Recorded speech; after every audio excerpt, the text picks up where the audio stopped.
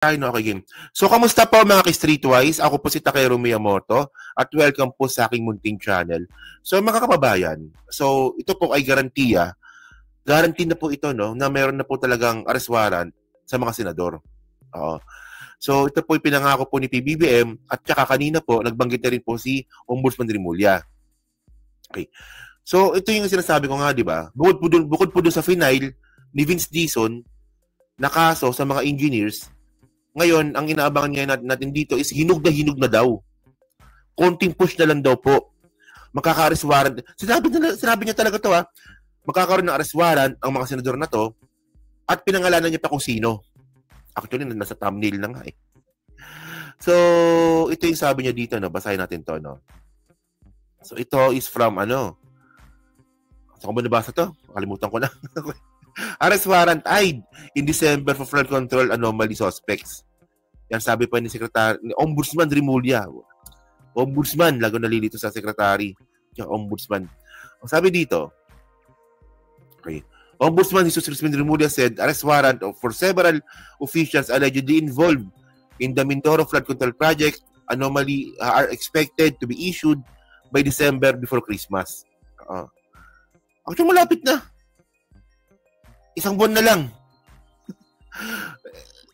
Hindi. Actually, malapit na to. Isang buwan na lang po ito. Isang buwan na po makakita na po tayo ng senador na nakakulong. Oh. Pero mas maganda pag si Boy Rimulya nagsalita. Papakita ko mamaya. Okay. So, in an interview, di ba, November 16, di ba, ngayon, November 16, Rimulya revealed that Saldico, along with the current former officials such as Bong Revilla, Jingoy Estrada, Joel Villanueva, Chis Escudero, are among those who could face warrants by 15 or 16 of December. So may date na. So ewan ko lang kung good job ba ito kasi sinabi niyong may date na kaagad, baka magtago yan. Diba? Okay lang man laban. At least lumaban. Huwag lang magtago. Hindi. Huwag sila manlaban. Joke lang yon. Panahon lang po ni Digong yun. Oh. That's more than 30 already. That's more than, there are many of them. That's more than 30 already. Maybe 40. Including officials of the companies, he said. Nothing that conflict of interest cases could also be filed. Not just malversation or graft. O, di ba? So, para mas maganda dito, mga kababayan, no, may dito, may video dito. Yan to. So, panoorin natin to, no? Sino ba yan? Yan to. Sige. Game. Pero dito, Ombudsman, sino-sino ba yung mga makakasuhan na malalaking isda bago magpasko? At most likely, yan, baka makapalit tayo ni Christian Esguerra dito. Maghihimas ng rehas. Yung napirmahan na ni Yusek Bernardo yung kanyang affidavit eh. Kaya yung mga nabanggit doon, Bong Revilla, Nancy Binay, Joel Villanueva. Hindi, Joel Villanueva kay Henry Alcantara, Jingoy Estrada. Ganun po pa. Yun ang mga binanggit talaga. Si Sunny Angara, bagong pasok lang, imbestigahan pa namin. Kasi Grace po. Tsaka si Grace po, imbestigahan din natin. So, si Sunny Angara, imbestigahan kasi nadawit na rin yung pangalan. Si Grace po din daw. Hindi naman wala tayong atrasan dyan. Kasi ang kinakailangan nito, Christian, huwag ka na mamimili. Kung sino ang dalhin ng ebidensya, ilatag natin sa harap ng husgado. Yun lang yun, di ba? Okay, sir, linawin ko lang, no? Ito yung mga kakasuhan nyo na. Mga kaibigan ko yan, Christian, ha? Hindi iba sa akin yung mga yan. Nakasama ko yan, yung mga yan, one time or another sa buhay ko. Pero sa akin, trabaho ko to eh. Hiningi ko tong trabaho to. Kaya gagawin ko trabaho ko. Opo, linawin ko lang sir, para dun sa mga naghahanap ng resulta. Kakasuhan nyo na soon sina Bong Revilla, Jingoy Estrada, Nancy Binay, at saka si Joel Villanueva. Tama po ba? Joel Villanueva kasama. Oh. Okay, bago magpasko. Saldico. Ito of course, yung meron isang kaso eh. Okay. So bago magpasko, hinog na po yung kaso sa mga ito, no? Tingin ko, ano na yan? Magkakawarrant na yan by December 15. Baka may warrant na yung mga yan. December 16. So pag ganun, tama yung calendar namin. Okay. Kung ganun po, ano yung likelihood na maa-aresto ito mga ito bago magpasko? Wag na sila magtatago, pero... Alam niyo mga kababayan, kanina, nung pinapanood ko to, sabi ko, Ombudsman Rimulya, sana wag siya matulad sa ginawa niya kay Bato. Naalala ko kasi si Bato bigla. Na sinabi nga po ni Ombudsman Rimulya, si Bato may arrest warrant na. Sana wag naman sana. Pero by the way, mukhang ito totoo naman ito. Kasi sinugundan po ito ng presidente. Pati po si PBBM, sinabi rin po na yung mga word din po na yan. Di ba? Magkaibang way nga lang. Di ba? So, binabantayan na namin ngayon. We're watching over them already. Meron na kaming tumitik-tik na kami. Tsaka lahat sila naka-alarm na. Okay. Ito pong si Cheese Escudero. Ayun, kasama pala siya. Nakalimutan kong banggitin. Cheese Escudero, si Maynard Ngu. Di ba? Special envoy. Kasama yan. So, ulitin ko lang bago magpasko, mga kakasuhan ninyo at most likely, magiging subject ng arrest warrant, Cheese Escudero, Maynard Ngu, Zaldico, Bong Revilla, Joel Villanueva, Nancy Binay, at saka Jinggoy Estrada. Tama pa? And Zaldico, syempre, Zaldico. May mga congressman kaming inaayos pa namin. Dinidevelop pa namin yung mga theory kasi nga ito, conflict of interest. Hindi lang siya non-bailable, pero mabigat na kaso rin to, Christian. Kasi non-bailable. So, gets nyo na. Diba? So, doon kay Mulutikia, na nagtatanong kanina, may kaso na pong na-file sa mga engineers, sa mga contractor. Ayun po, graft corruption lang po yun. Na posibleng bailable. Bailable lang yun eh. Hindi siya posible bailable talaga yun. So, itong mga itong ipa-file nga po, at itong arrest warrant, na ibibigay nga po kay Bong Revilla, kay Jinggoy, kay Joel, kay Cheese, di ba? Ito po, mga mga non-bailable case. Plunder. Non-bailable case. Di ba? Hanapan namin ng malversation yan, non-bailable din. Opo. Ilang mga congressman yung most likely makakasuhan nyo rin before Christmas? Mahigit 2 po yan, mahigit.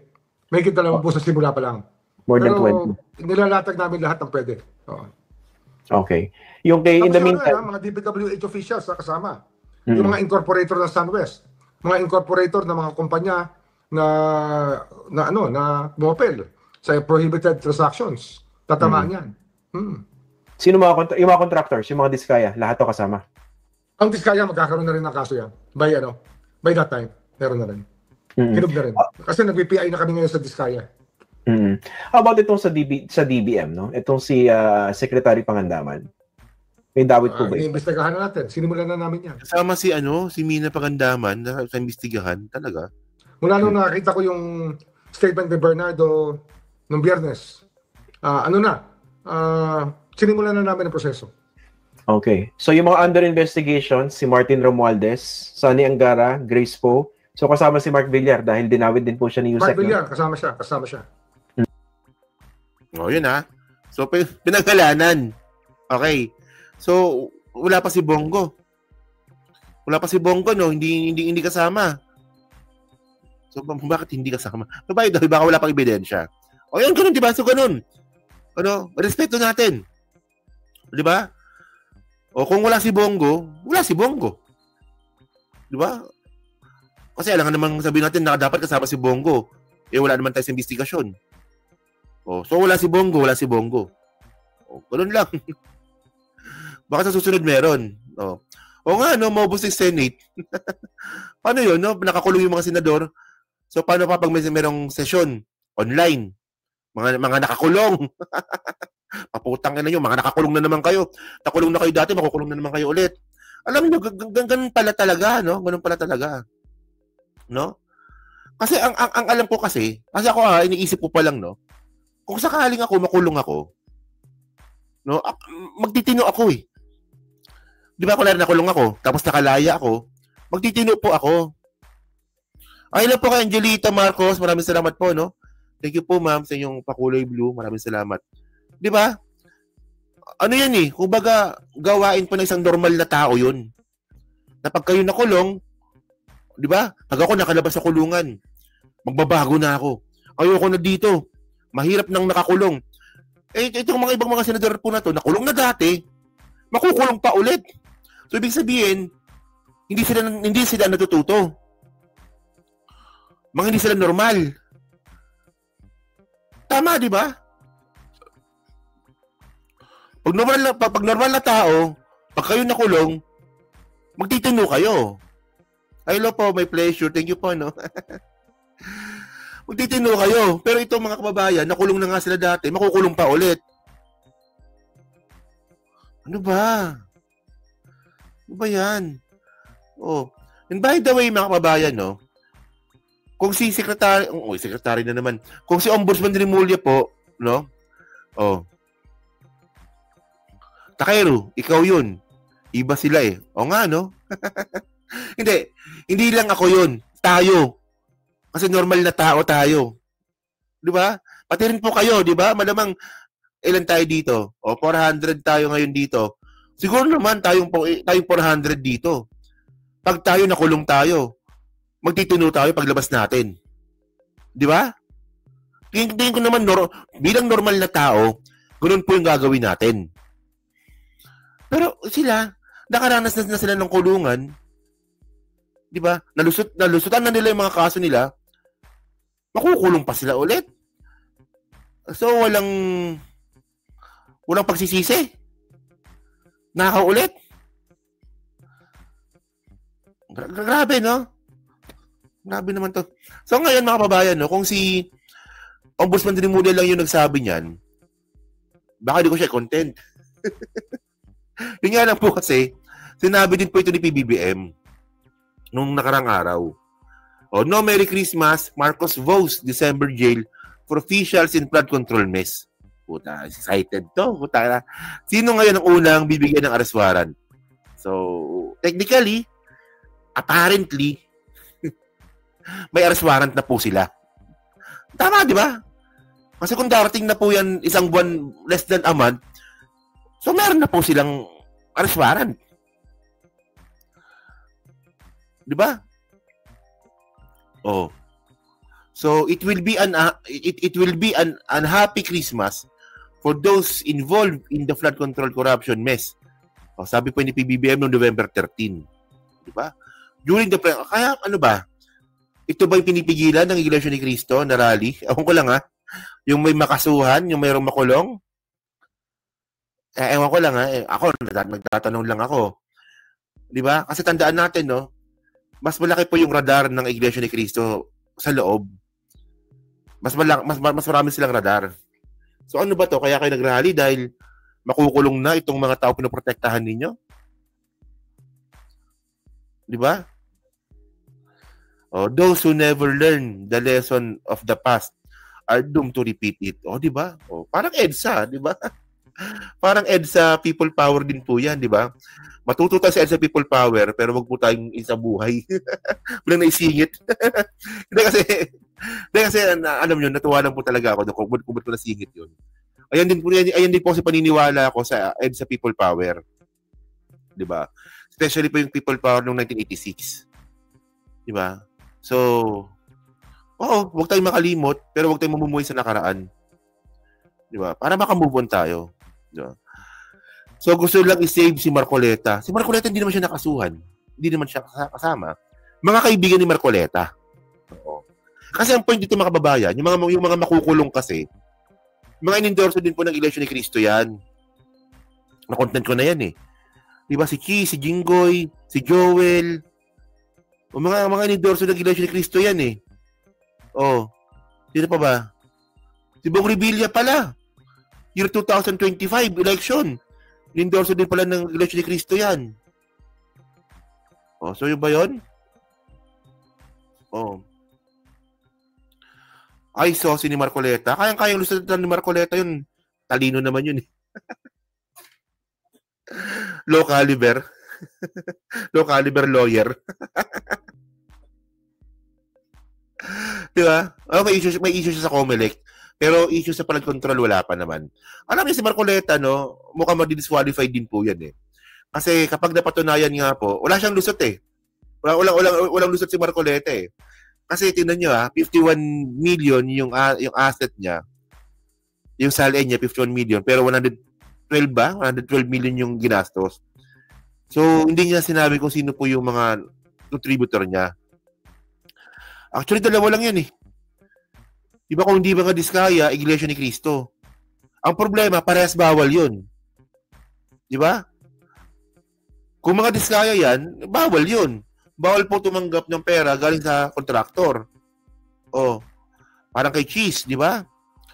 Kung Iglesia ni Cristo po yung nag-donate kay Marcoleta, bawal din po yun. Bawal din po mag-donate yung religion na sect, religion organization, sa politiko.